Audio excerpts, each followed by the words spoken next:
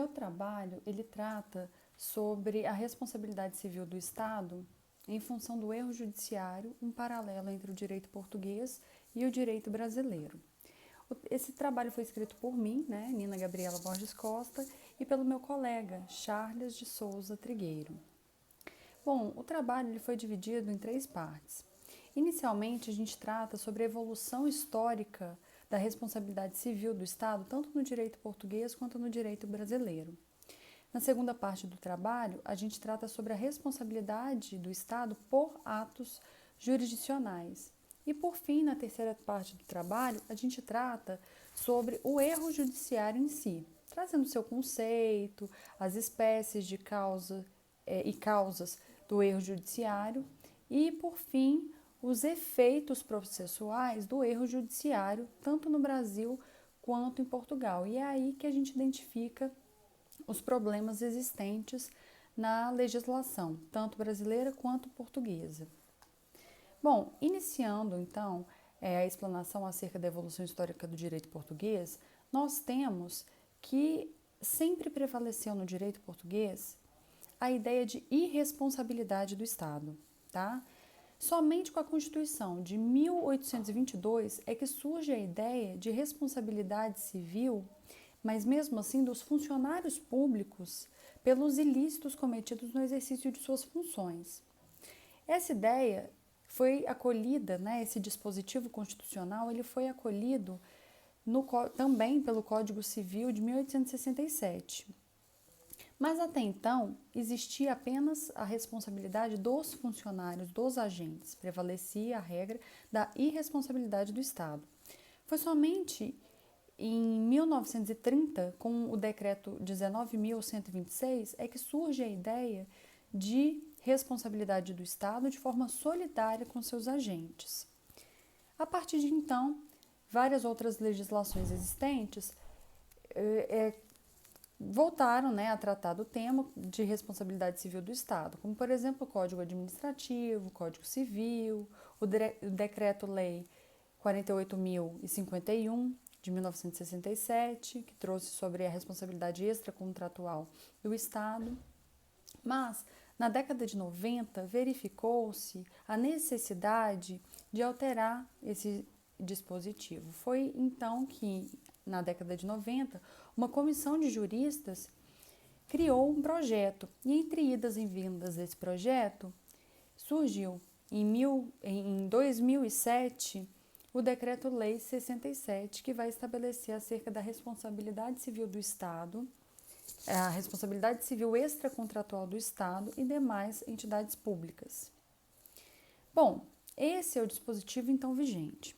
Todavia, o que a gente identifica?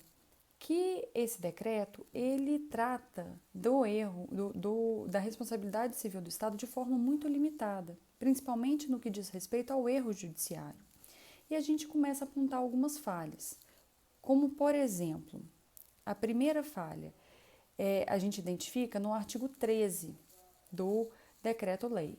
Anteriormente, é necessário falar que a responsabilidade civil do Estado ela é tratada em apenas 3 artigos do decreto, que é do artigo 12 ao artigo 14 do decreto 67. E aí a gente identifica a primeira falha no artigo 13, na sua primeira parte. Por quê? Porque o dispositivo ele estabelece o seguinte: sem prejuízo do regime especial aplicável aos casos de sentença penal condenatória injusta e de privação injustificada da liberdade, o Estado é civilmente responsável pelos danos decorrentes de decisões jurisdicionais manifestamente inconstitucionais ou ilegais ou injustificadas por erro grosseiro na apreciação dos respectivos pressupostos de fato. O primeiro problema que a gente identifica é o seguinte: o que é erro judiciário? O que é erro judiciário? O que é erro grosseiro? Tá? O legislador ele não especificou, ele trouxe acerca do erro grosseiro, mas não disse o que é o erro grosseiro, o que acabou dando precedente para a jurisprudência interpretar a norma de forma aleatória, de forma arbitrária.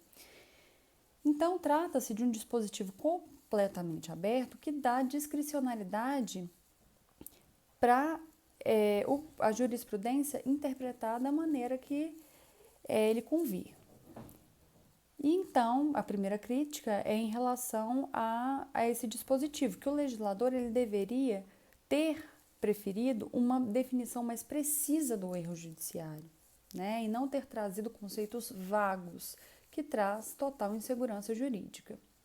O segundo problema identificado consiste no artigo 13, parte 2, que estabelece que o pedido de indenização deve ser fundado na prévia revogação da decisão danosa pela jurisdição competente. Bom, esse dispositivo, ele traz a ideia de que somente poderíamos falar em indenização se houvesse a possibilidade de recurso.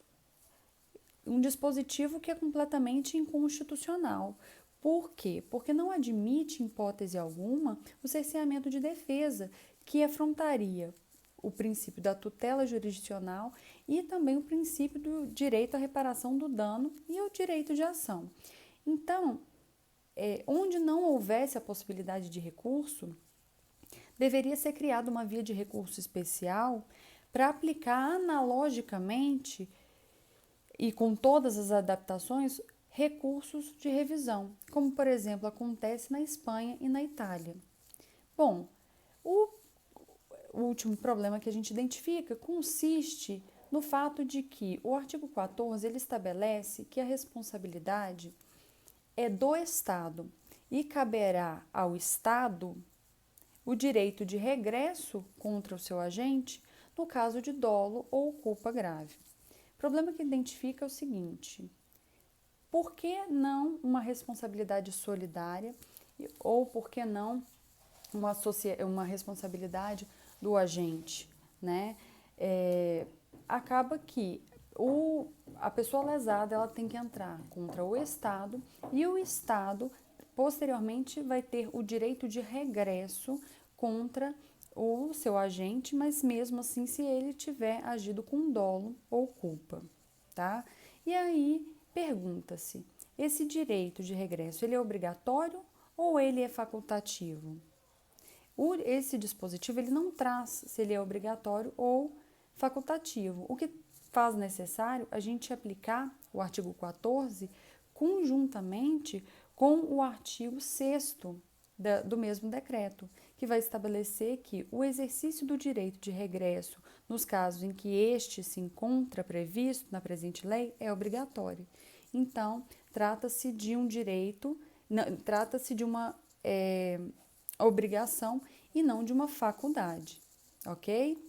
Bom, já no que diz respeito à responsabilidade civil do Estado no direito brasileiro, nós temos que nunca prevaleceu a ideia de responsabilidade do Estado no direito brasileiro. Sempre houve a ideia de responsabilidade, ainda que fosse dos seus agentes, tá? Foi apenas em 1916, no Código Civil, que trouxe a ideia de que as pessoas jurídicas de direito público seriam civilmente responsáveis por danos de seus representantes que nessa qualidade causassem danos a terceiro. A partir de então, essa ideia de responsabilidade do Estado, ela também passou a ser incorporada pelas constituições, como, por exemplo, a Constituição da República de 34, de 37, de 46 e de 1967. E aí nós temos que a Constituição de 1988, ela vai trazer acerca da responsabilidade civil do Estado no seu parágrafo 6º, dispondo que as pessoas jurídicas de direito público e as de direito privado, prestadoras de serviço público, responderão pelos danos que seus agentes nessa qualidade causarem a terceiros, assegurado o direito de regresso contra o responsável no caso de dolo ou culpa. Bom, esse dispositivo, ele também é um dispositivo muito raso para tratar acerca da responsabilidade civil do Estado. Tá? O primeiro problema que a gente tem aqui é o seguinte: responsabilidade civil do Estado em quais esferas de poder? Executivo, legislativo ou judiciário? Segundo alguns autores, como por exemplo José dos Santos, ele estabelece que é somente responsabilidade civil do Estado na esfera administrativa, não há que se falar em responsabilidade na esfera judiciária, o que é completamente rebatido por outros autores, como, por exemplo, Maria Silvia Zanella de Pietro, que vai estabelecer que não é à toa que o artigo 5º, no seu inciso 75, estabelece que o Estado indenizará o condenado por erro judiciário, assim como que ficou preso além do tempo fixado na sentença.